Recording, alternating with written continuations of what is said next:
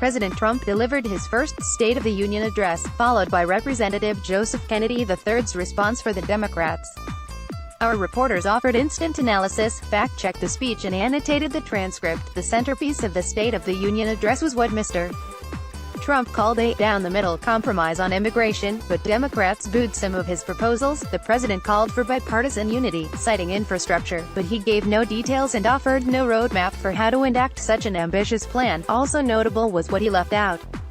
He made no mention of the Russia investigation that has dogged his presidency, nor did he acknowledge the Mr. Kennedy's use of Spanish in the middle of his speech signaled a different attitude toward immigrants than Mr. Trump's. President Trump aimed his words at his true followers. The president promised an optimistic, bipartisan speech, and he largely avoided some of the negative imagery of past speeches. Gone was the American carnage. But aside from a few offerings to the Democrats, mainly he appealed to enthusiastic Republicans. He did propose paid family leave and backed vocational schools and job training, winning grudging applause from Democrats. But his policy proposals were conservative: keep open the military prison at Guantanamo Bay, Cuba, burn coal, and above all, take on an immigration system that favors family reunification over skills-based migration. At 1 hour and 20 minutes, it was also the third longest State of the Union speech in the last 50 years. An annotated copy of Mr. Trump's speech can be read here. He had an economy to sell, but could he sell himself?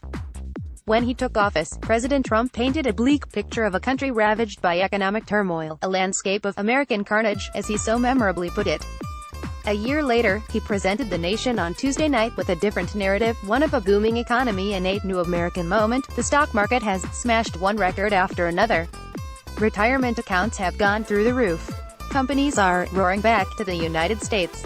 We haven't seen this in a long time, he exulted from the rostrum of the House chamber as he delivered his first formal State of the Union address.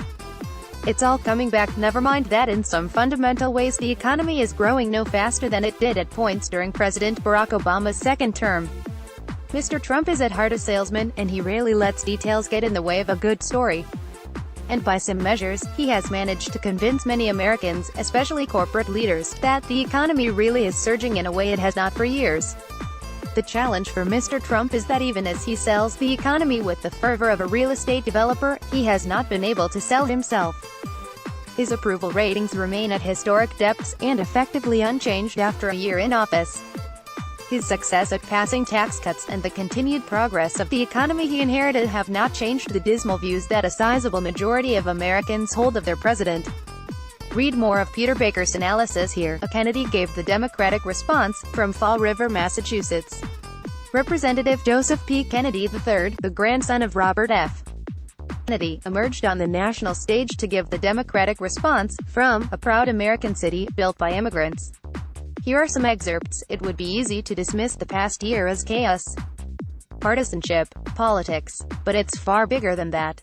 This administration isn't just targeting the laws that protect us, they are targeting the very idea that we are all worthy of protection. We choose a better deal for all who call this country home. We choose the living wage, paid leave and affordable child care your family needs to survive. We choose pensions that are solvent, trade pacts that are fair, roads and bridges that won't rust away, and good education you can afford. We choose a healthcare system that offers mercy, whether you suffer from cancer or depression or addiction. We choose an economy strong enough to boast record stock prices and brave enough to admit that top CEOs making 300 times the average worker is not right. And here's a full transcript. Bernie Sanders speaks to the faithful. He wasn't chosen as the official Democratic responder, but Senator Bernie Sanders, independent of Vermont, spoke to his faithful with his own response to the State of the Union address. The simple truth is that, according to virtually every poll, Donald Trump is the least popular president after 1 year in office of any president in modern American history. And the reason for that is pretty clear.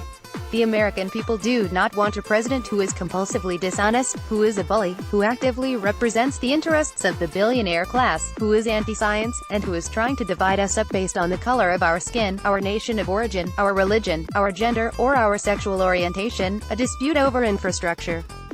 President Trump called for an infrastructure that would leverage federal dollars, state and local government contributions and private sector funds to total $1.5 trillion. But Democrats, who have pressed for infrastructure spending since Barack Obama was president, were not satisfied. President Trump is saying he has a $1.5 trillion infrastructure plan. He actually has an infrastructure plan.